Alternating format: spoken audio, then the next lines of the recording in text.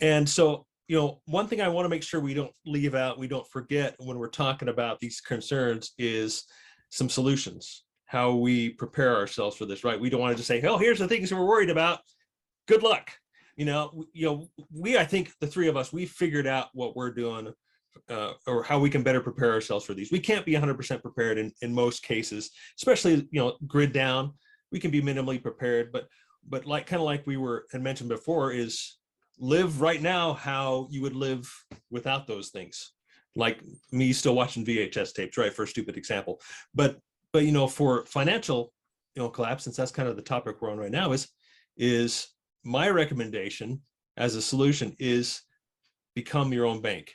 Separate yourself from the financial system as much as you can, because you can participate. I mean, you can participate, like you were saying, Scott, we don't want to participate in the mark of the beast, which means we have to be ready now so that we aren't compelled to be forced into that.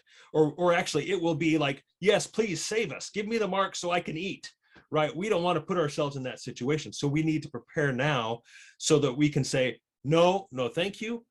We are prepared. We'll go off, live in the wilderness, whatever, to not participate in this system.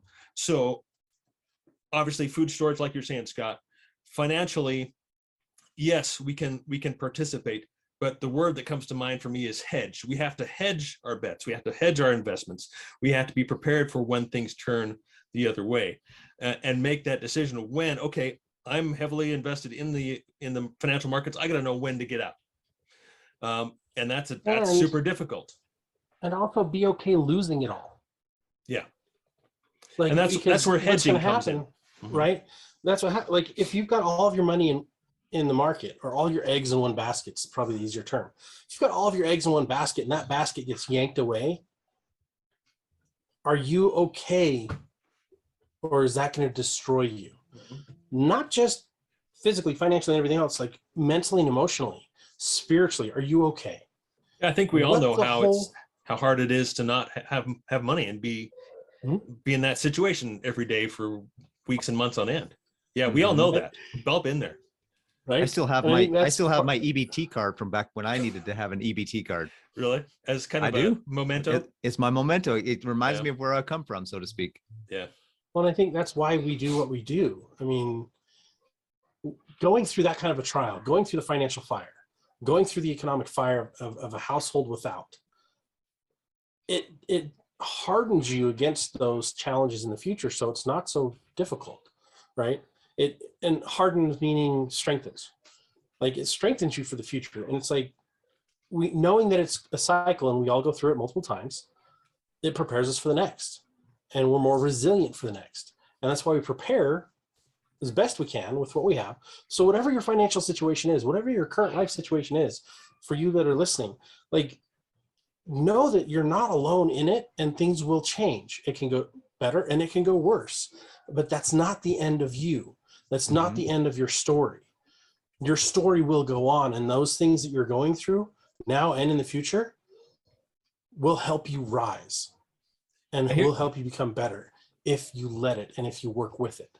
Yeah, here's something that's been on my mind is that, I always say, look to the past, prepare for the future. And so just like you're saying with Joseph, I think civilizations, people, even our grandparents who relied on their own gardens, who relied on their own farming in their own communities, they really relied on prayer. They relied on God to give them the rain they need, save their crops. Like the early church here in Salt Lake in Utah, where the crickets were devouring the crops. They relied on their Heavenly Father to save them. What are we relying on? We're relying on our next paycheck. We're relying on the food security, food system, the transportation system, the supply chain, which we'll talk about next. But are we relying on God enough, or are we relying on man? Whereas if we're planting our own crops, I mean, that's about as close as you can get to relying on God, I think, right? We need the rain. I need to find the fertilizer. I gotta fertilize my crops. Those types of things. And so again, looking to the past, and preparing for that, living a more simple lifestyle, making those changes now biggest things on my mind is, at the moment. I was just thinking this last couple of weeks as we've been talking about preparing and getting your food storage and getting everything ready for 3-month supplies, 90-day supplies, 1-week supplies, all these things. And I thought to myself, what is the single mom or dad out there, or the single person, or the person who's just barely scraping by? Maybe they're married and they have several kids and they just they're barely scraping by. What do they do? And it goes back to what were talking about right before I had the screen share, is rely on God. If you get good with God and you get strong with God, and he'll guide you and direct you. One of the crazy things that I've had in my life happen several times is that there's been I had situations where I was struggling. I didn't have it. I didn't have money. I didn't have what I needed I had kids to feed, and I didn't have it. And I would pray and I'd say, God, you know what we need. And I can't do it. And somebody would knock on the door with a bag of food, or I'd be told to go visit so-and-so, and we go visit their house, and they're like, hey, why don't you come in for dinner? And before I know it, my family's fed. I get what I need.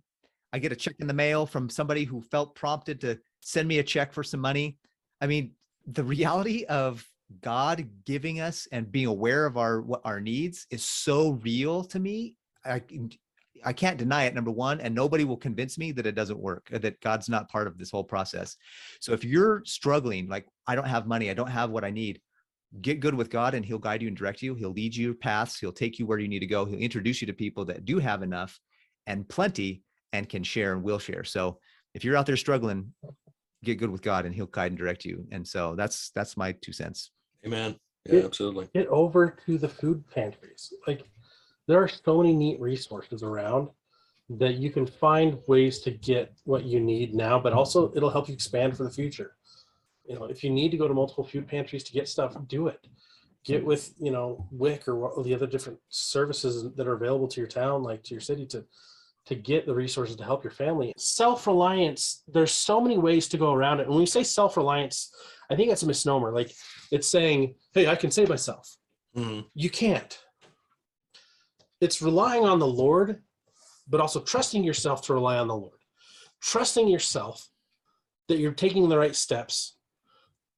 And historically, they've always been the right steps. We've just recently, as a society, forgotten the steps. Mm-hmm. And we've gotten away from that. And so we've got to go back to that, because that's, as Shane says, look to the past to prepare for the future. And we can take those things that the past did very well and apply them to our day, and it'll help us up a rung higher in our current situation.